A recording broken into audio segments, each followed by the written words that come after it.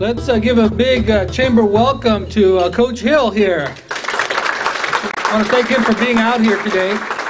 Well, I'll start off by saying thank you very much for having me. This is, I got to know John, I don't know, it's been probably 10, 12 years. John, has it been that long? Oh, it's been a while. It's been a while. The years go by very quickly now.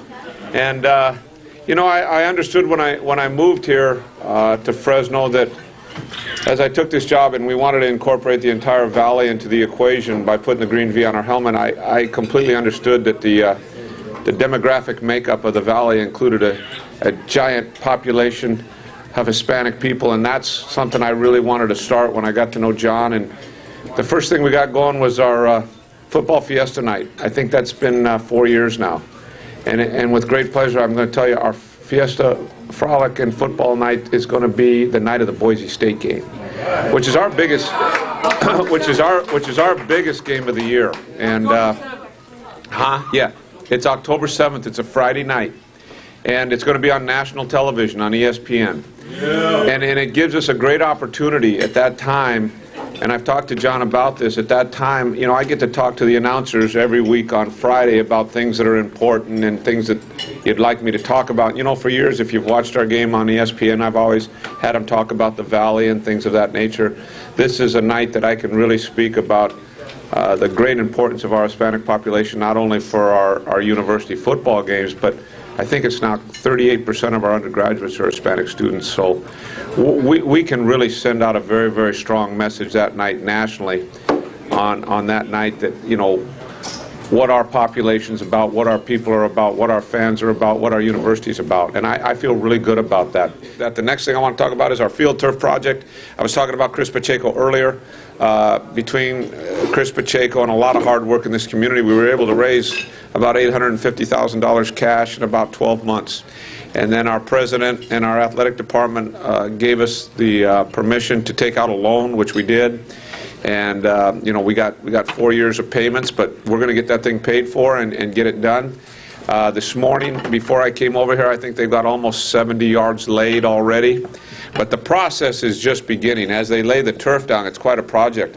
Then they have to go through and they sew in every hash mark. So, you know, all the little hash marks down the sideline, all the hash marks down the middle of the field, they have to sew all those in. The green V's will be sewed in at the 20-yard lines. And then the bulldog label, the big bulldog, four-pawed dog, will be in the middle. They have to sew that in. So what they do is the grass is all lined with the 5-yard lines and the sidelines. But then they'll go in and they'll cut. They have to lay all the regular turf first and get it stretched out and get it nailed down so that when they do cut out for the different logos and hashes, the field doesn't move. And so the last part of it will be put in the checkerboard end zones. And each one of those is stitched in 1 square at a time, so it's quite a process. And then they have to not only stitch it, but then they have to glue them. And it's about a 3-week project before they're done.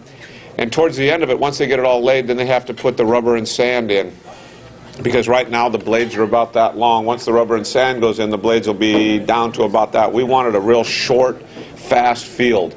And before, you know, we had that crown on the field, which at some points was higher than others. It was kind of it looked good from the stands at the start of the season, but I mean, it was a treacherous field at times.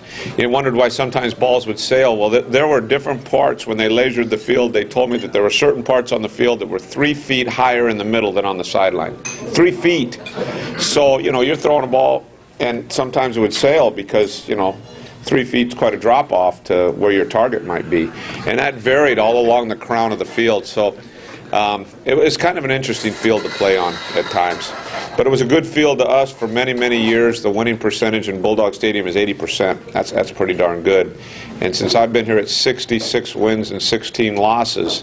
And if you're in the NBA, if you win 60 games in the NBA, you're superstars. So it's been good. Our players have played very hard in Bulldog Stadium, and a lot of that's due to our fans. But the field turf project's coming along good. We should be on it in about 3 to 4 weeks. But we don't play on it till September 17th against North Dakota is our opener. We'll be on the road 3 out of the first 4 weeks. And then we have a nice 3-game homestand with Ole Miss for national television, then Boise State, which is our night, national television, then Utah State. So it's a great schedule at home right there in October.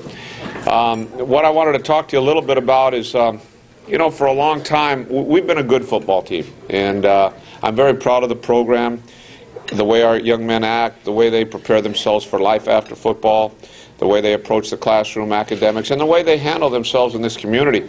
For all you mothers that have sons that are between 18 and 22 years old, that's quite an active period of their life. And we have 105 of them that we're responsible for 24 hours a day. And I think the best thing I can say about our program is that we have made a culture at Fresno State where the peer pressure is to do the right thing. And that takes a long time for that to develop. And every year, like we've got 20 new freshmen coming in this year. And when practice starts August 3rd, in the first meeting, I will make it very clear to establish the rules and teach the words to the song of what we try to do at Fresno State. There's a lot to being a Bulldog.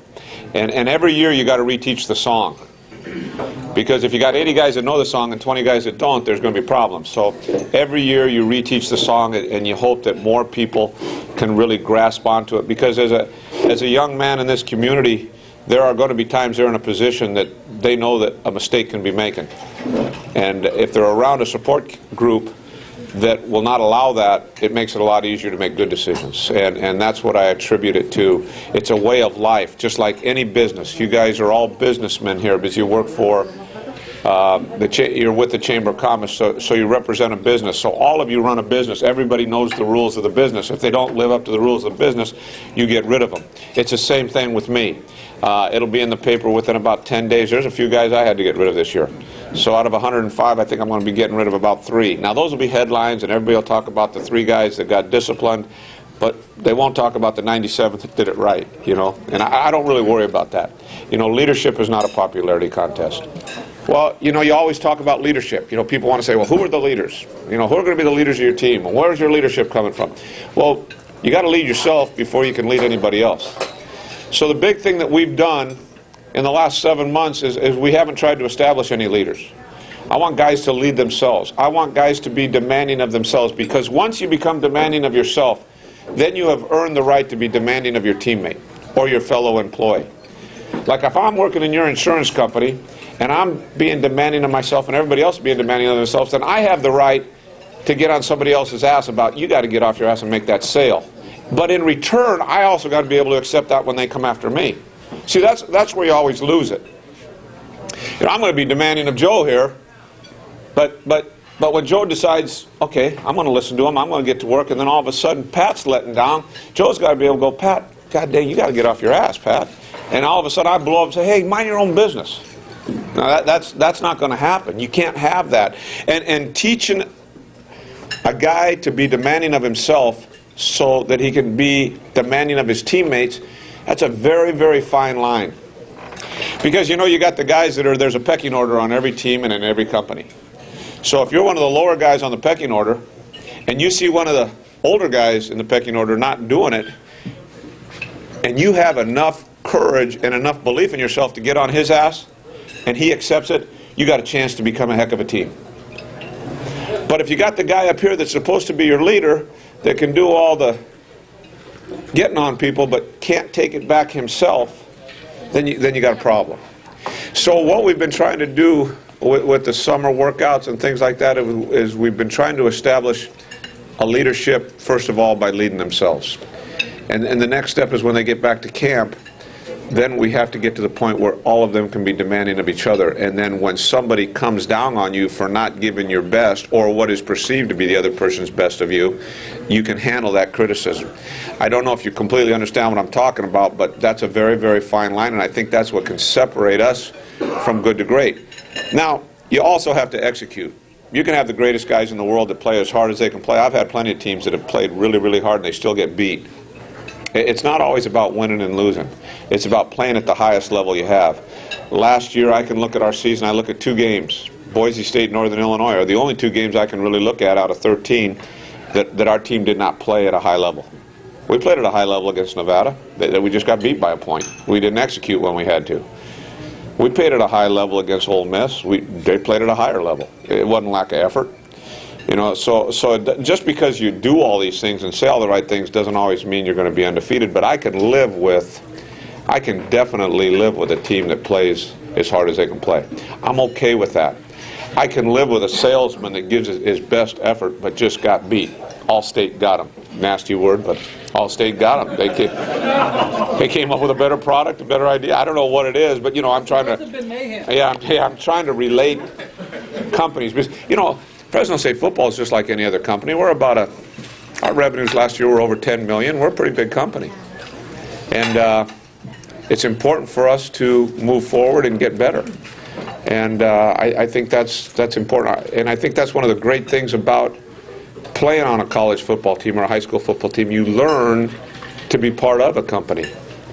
You learn how to take direction. You learn how to accept a role. You learn how to compete for a bigger role, just like you do in any other company. You know, there's a lot of people that come into companies, they start at the bottom, they want to move to the top in a week. It doesn't work that way. You know, and once you get there, you have to compete to stay there. Just because you're there doesn't mean you've arrived. I use the term with our guys sometimes about the car salesman. I try to give them an example.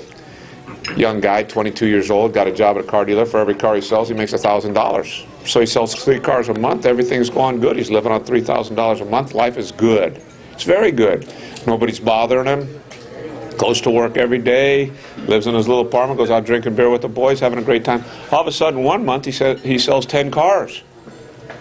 10 cars, $10,000. Now he's drinking wine. Now the general sales manager is talking to him. Now the owners even talk to him and taking him to lunch. Everything's going great. He's feeling really good about himself. Well, the next month he's back down to 3 cars. They're talking to him again. But not in the same tone, are they? Okay, but his expectations have been raised. And, you know, these are the things we're trying to preach all the time. I've got a good young football team. I've got a lot of guys that have great athletic ability. But in the first 2 weeks against Cal and Nebraska, they're going to be in some hot flames. We're going to find out a little bit about them early. And if we can be patient and we can have some success early, this team can really grow. But this team has the makings of a nice run. You know, it could have a nice run. Not only this year, but the next year. The next 3 years, we've got some pretty good people in place. If they can stay healthy, stay eligible, stay injury-free. There's a lot of weather conditions that go into coaching. But those things you really can't control. So the things you can't control, you don't worry about. You just move forward. But I'm excited about the season. And I like coming to this because I want you to all go back to your businesses and get your employees excited about getting involved with Fresno State football. Getting involved. Being a big part of it. Because my hand's been out to that prospect for a long time, John. And I really feel that the future is very bright here at Fresno State. And I'd like this segment of the population to be a huge, huge part of it. I really believe that. I'm very, very firm on that. That's your football team. That's your university. This is our valley, all of us. And I want you to feel a big part of it. And I love our fans. I think we got great fans. Those end zone people, when I come down that ramp, oof, they're great. Students are on one side. My guys are on the other side, and they are good. I don't know if you've ever walked down that ramp and looked to your left, but that's a crowd, man. Those guys get after it. It's a gauntlet. It's a gauntlet, is right. And I love those guys. Just as long as we win, they're fine. You have a loss, they can get pretty nasty coming out of there at halftime or at the end of the game. Hey, but that's part of it, man. You just keep fighting. That's all I know about. You just got to keep swinging, and somebody's going to go down eventually.